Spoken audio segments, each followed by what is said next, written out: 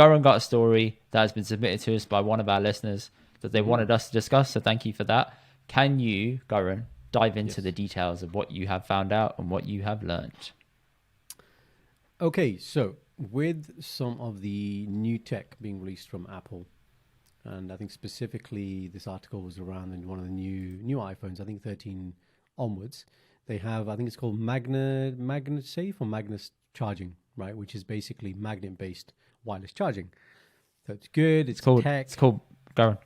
It's called Magsafe. Right. Don't know where I had the magnet from. That's fine. I'm thinking about something else. Magsafe, right? So it's to do with magnet-based wireless charging. It's obviously going to be the future. That's what we hope. Less wires and all that kind of stuff. Although I do love a good wire, a good Ethernet cable. Just want to get that in there. Here we go, baby. Right, so Indy can shake his head as much as he wants. I'm going to give him a good Ethernet cable for his birthday. I'm going to give you a nice long one, nice 10-meter cable. Oh, yeah, baby. Anyway, so just random. Okay, carry on. Yeah. Just happy, man. What was I going to say to you? Yeah, so what has come out now, and there's been a few small level studies that have been done by a few scientists, mainly in America, is there are people who live with heart conditions, which mean that they have to, unfortunately, have a cough. Sorry, I'm back.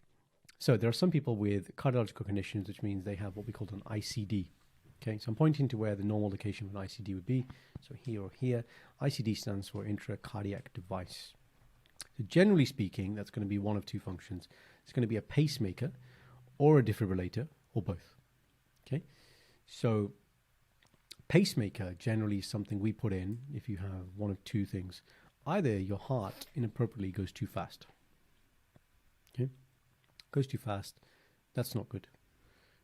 Your heart going too fast for too long means its function after a certain amount of time will become unstable, it won't pump properly, your blood pressure will be low, multitude of problems.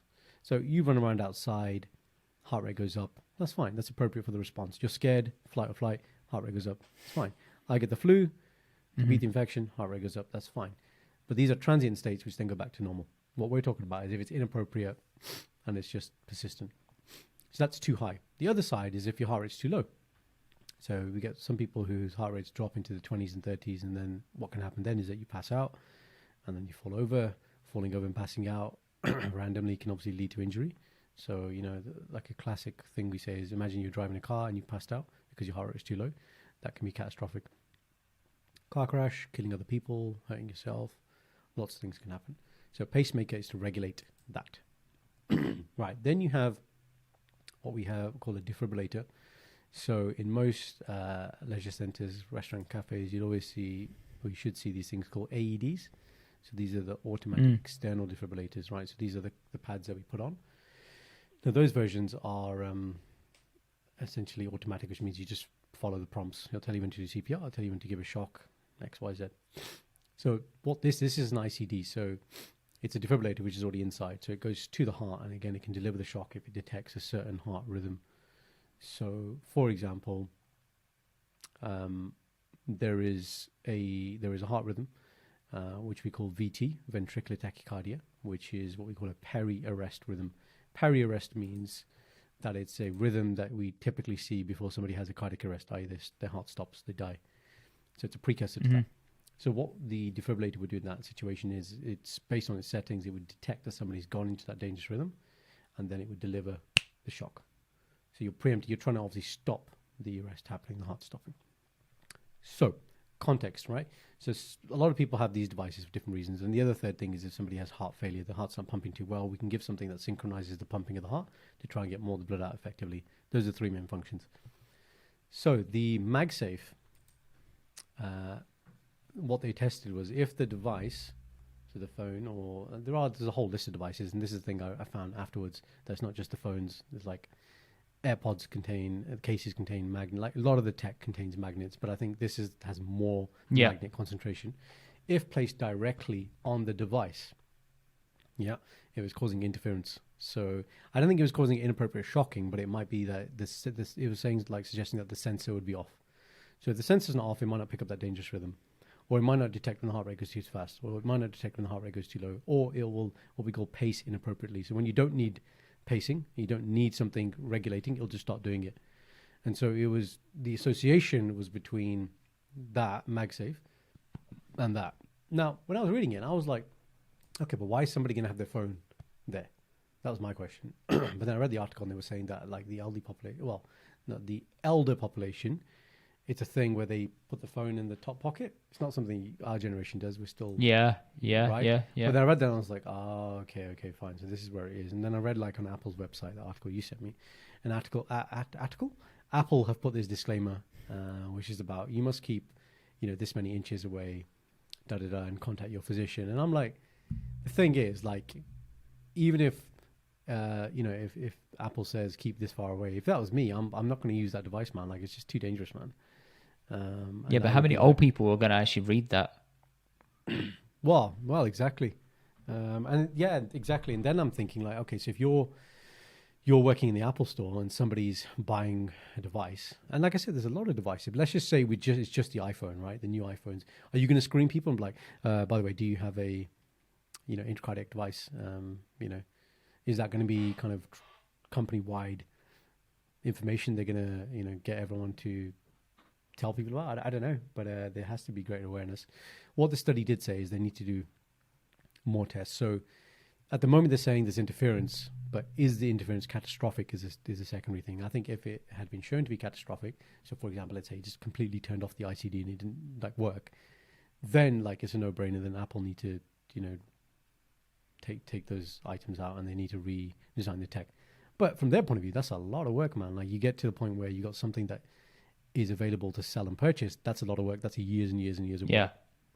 Right. So now you're hoping, is there some sort of little like kind of patch, kind of workaround that you can do that does No, this? Or there isn't a workaround that you can do around that.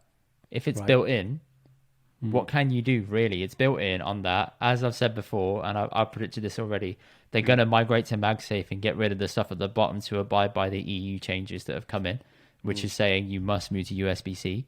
So they're going to just change everything to Magsafe. It's not going to, I think they're at the point of no return. They can't go back now. They're stuck. So what's it going to take for someone to die until they realize that this is wrong and they need to fix it? Yeah, no, what I mean is, so the MagSafe technology may stay around, but it's, say, the use of the magnet. So the phones going forward, you can use the technology, but is there for example, let me give you another example. There are, so in an MRI machine, okay, obviously you can't use metals, but there are certain devices, ICD versions that are MRI compatible. So there's a workaround for that. Yeah. So we know people are going to have these devices, and not all of them, or maybe there's special types of metals that don't interact with the MRI. So Apple need to work on that. And maybe from the ICD perspective, they're probably going to look at this now and be like, okay, so if this is going to be the mainstay, like you just said, then how do we develop devices that are going to be resistant to this type of tech? So, but yeah, you're right. The implications could be huge, man. Like somebody has a device and it doesn't go off when it needs to go off, so it doesn't shock them or doesn't deliver what it needs to deliver, then yes, that could be catastrophic. So yeah, very interesting. Man. Well, Jeez, man. So what do you recommend? Just don't buy an iPhone for people that are of a certain age that have that in their heart. Yeah, I think that's the safest thing to do. As in, don't buy the most modern iPhone. I think 10, 11, 12 are still fine. They don't have that tech. They mention it on the Apple website, which ones actually have the MagSafe. I think all of them have the MagSafe. I don't know if it's more extreme in the new one. But yeah, I definitely would. I wouldn't do it. I check with your consultant, your cardiologist, whoever's put the device in. Yeah, maybe you're gonna have to be an Android. That's it. Android have got the market now. This is it. This is a changing point, tipping point. Android gonna take over. There you go. Maybe it might be, man. Jeez, imagine that, because Apple do build phones way ahead of time and they put specs together ahead of time as well. And I know that it's marginal gains at the moment and not much is going to change. This could be something that forces them to change their tact a little bit, and maybe they do have to stick to USB-C and create two models, one that is MagSafe compatible and one that isn't. That'll be a little bit cheaper. That is the USB-C. Maybe. Who knows? Yeah, that's sensible. You should work for Apple. Some good suggestions right there, Indy. I'm sure they've already thought about this They got You PR tell- teams. They got Indy, people who tell can him. who You can tell him. You tell think him. ahead. Mr. Indy, I'm going to tell you. Yeah, Mr. Indy. Tiga? Let me make you an offer that you cannot refuse, Apple. So I would like $1 million. $1 million. Imagine that. So all in all, Garen, in a nutshell, tell me as to what you should do if you're an old person, you got this problem, or if your dad or mum has a phone and you're a child of them and you want to alert them to it. Yes. So read the paper. So the paper that Indy sent me, which is not long to read, is a small observational study. So read it and obviously make your own conclusions. It's not too techie or sciencey that you'll be like, oh my god, what are they talking about, right? Just read the results and conclusion sections and you'll get the kind of gist of it. And just be mindful. I wouldn't go for the most recent, almost the newest models, as it were. And yes, keep it away. Basically, don't put it in that top pocket. Keep it in your sort of trouser pocket. And I guess the other thing is, and I haven't looked for this, but is there some form of case that you could buy, which then again further blocks those types of signals and runs some sort of interference? That may be something that Apple develop as well. That'd be a quick, hack. It's a bit like, I was thinking Quick about that. fix. I was thinking about Magneto. He wears that helmet and blocks Charles getting into his brain. Yeah. That's where my mind goes. Probably gave them inspiration when someone saw it. They're like, I got an idea to save the company, and they ran over and Magneto. got all sorts after watching X-Men. Yeah. Yeah. That laughter, man, too much. Absolutely too much. When he stopped coughing, I would like him to tell me the name of the article so that I can tell people to Google it and find out the name. As you can tell, I'm filibustering right now so that he can come back online, sort out his beard, get rid of the snot out of it. Okay, go on. The name is in our WhatsApp. I actually don't know. You're going to have to dig it up. It's whatever you sent me to read. That's an insight also, guys. So even when we're doing the Doctor Chronicles, he sometimes does the homework and he's like, read this, understand this, please, and come and tell people about it. Yeah, I do. You do, yeah. I do. You listen, you put a lot of effort, man. You're a good boy. Good boy. Bebop what the...